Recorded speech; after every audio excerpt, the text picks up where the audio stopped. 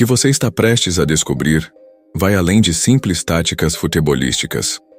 É uma história de poder, geopolítica, dinheiro e ambição que envolve bilhões de dólares, acordos secretos com a Arábia Saudita e uma disputa pelo controle do esporte mais popular do planeta.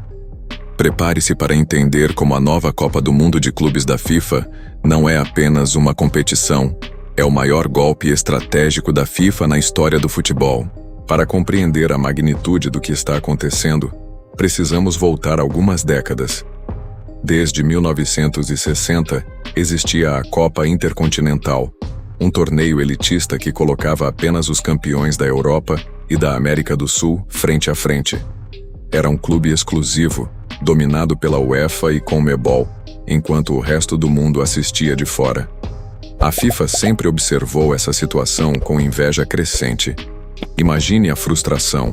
A entidade máxima do futebol mundial via bilhões de dólares circulando no futebol de clubes sem conseguir tocar em um centavo.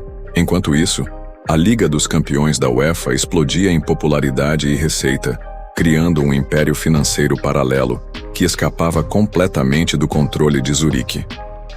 As primeiras tentativas da FIFA de criar seu próprio torneio mundial de clubes, em 2000 e 2005, foram fracassos retumbantes. Mau planejamento, baixa audiência e falta de prestígio fizeram com que essas competições fossem esquecidas quase imediatamente. O novo Mundial de Clubes não é apenas uma competição, é um manifesto de guerra. Com 32 times de todas as confederações, disputado a cada 4 anos nos Estados Unidos, representa a jogada mais audaciosa da FIFA para redistribuir o poder no futebol mundial. E o mais intrigante, eles estão usando o discurso da inclusão como arma. Aqui é onde a história fica verdadeiramente fascinante. Por trás da fachada de democratização do futebol, existe uma engenharia financeira tão complexa quanto brilhante. A FIFA descobriu como transformar sua única fonte de receita quadrienal, as Copas do Mundo, em um negócio contínuo bilionário. O modelo tradicional da FIFA sempre dependeu quase exclusivamente da venda de direitos de transmissão, marketing e bilheteria das Copas do Mundo. Eventos a cada 4 anos, por mais lucrativos que sejam, não sustentam um império financeiro moderno. O futebol de clubes, por outro lado, é um negócio semanal que movimenta bilhões, mas nunca esteve sob controle da FIFA. Então surgiu a estratégia triangular mais impressionante do esporte moderno. E aqui entra um protagonista que poucos conhecem, a DAZN. Para quem nunca ouviu falar, a DAZN é uma plataforma de streaming esportivo britânica que se posicionou como a Netflix dos esportes. Criada em 2015, ela revolucionou a transmissão esportiva ao apostar em conteúdo exclusivo e tecnologia de ponta, competindo diretamente com gigantes tradicionais da televisão. Agora, prepare-se para a sequência de eventos que parece saída de um thriller financeiro. Primeiro movimento.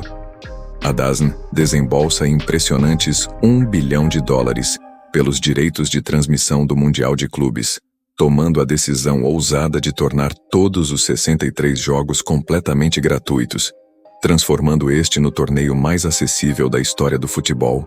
Segundo movimento.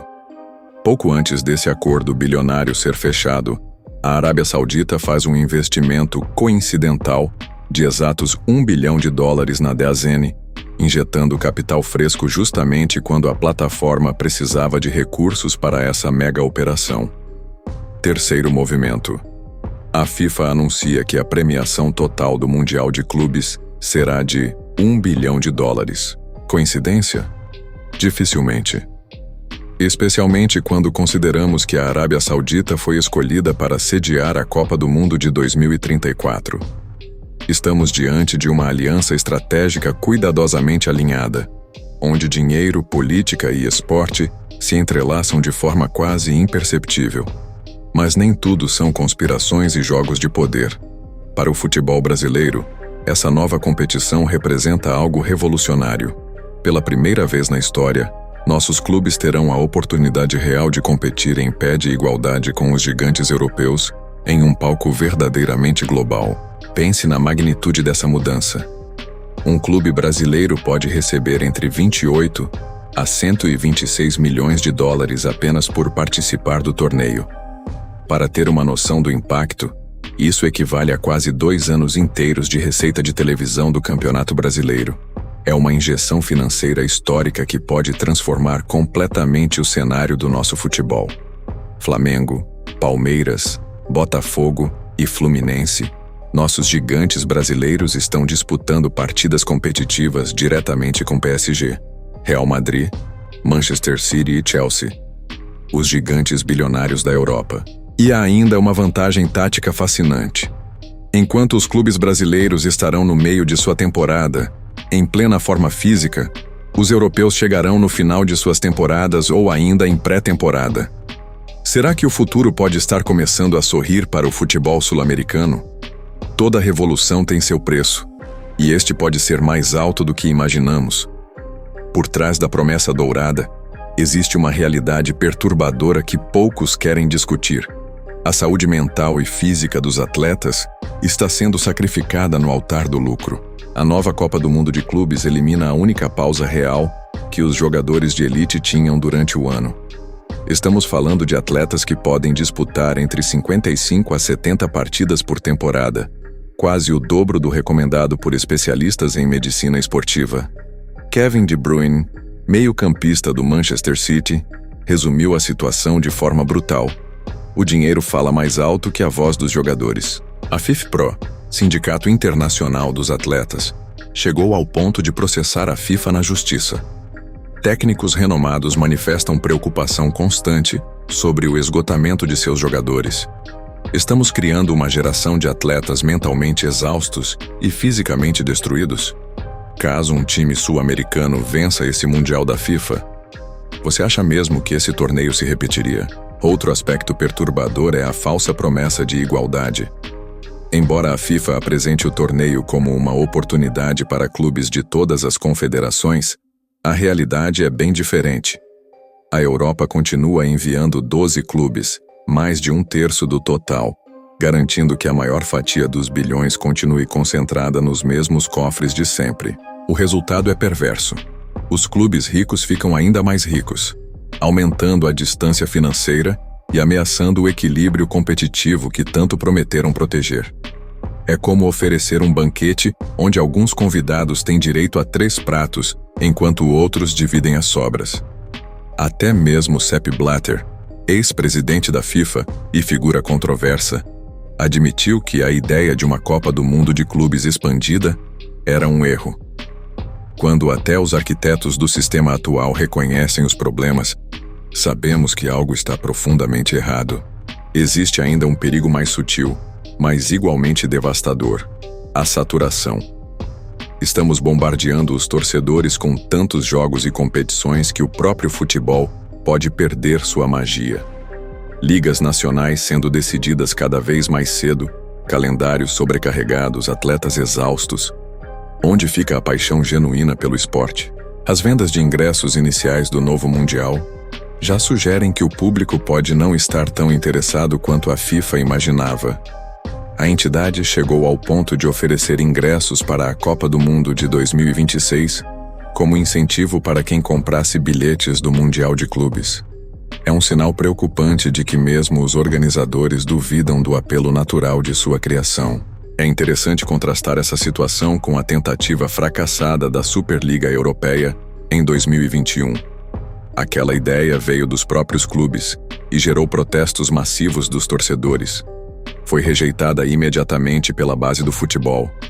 O novo Mundial de Clubes, por outro lado, veio de cima, da FIFA, embrulhado em uma narrativa de inclusão e democratização.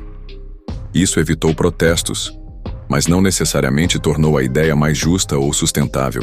É uma lição fascinante sobre como a apresentação pode ser mais importante que o conteúdo. A mesma concentração de poder e riqueza, quando apresentada como inclusão, é aceita sem questionamentos. No final das contas, estamos assistindo ao maior jogo de poder da história do futebol moderno. A FIFA não está apenas criando uma competição, está redesenhando o mapa global do esporte. está construindo uma infraestrutura paralela que pode, a longo prazo, substituir completamente o modelo europeu tradicional. Os clubes europeus de ponta estão lucrando tanto com o novo Mundial que não conseguem reagir efetivamente. É uma jogada de mestre transformar seus próprios rivais em cúmplices involuntários de sua estratégia de dominação. E a conclusão mais desconfortável de todas: apesar de toda a retórica sobre globalização e democratização, o futebol está se concentrando cada vez mais nas mãos de executivos em Zurique. O esporte do povo está se tornando propriedade de uma elite administrativa global. A nova Copa do Mundo de Clubes representa simultaneamente a maior oportunidade e o maior risco da história recente do futebol.